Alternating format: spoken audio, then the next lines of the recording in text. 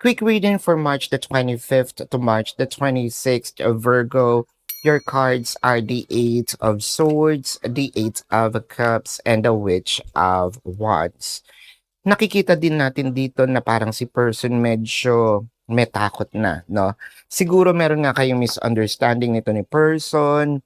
Parang sinabi mo dito na kahit mahal kita, no, I'm going to distant myself, no, sa dito sa ating dynamic para hindi na mas lumaki yung gulo, para hindi na rin ako nag-harvest ng negative energy coming from this relationship, no.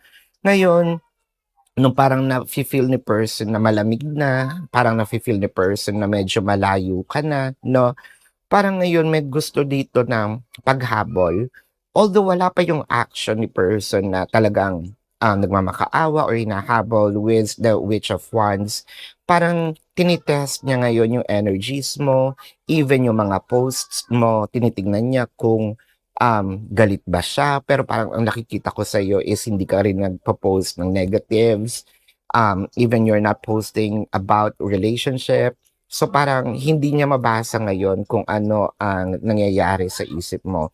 This is your quick reading for March the 25th to the 26th, Virgo. My name is Daphne, but spirit calls me back.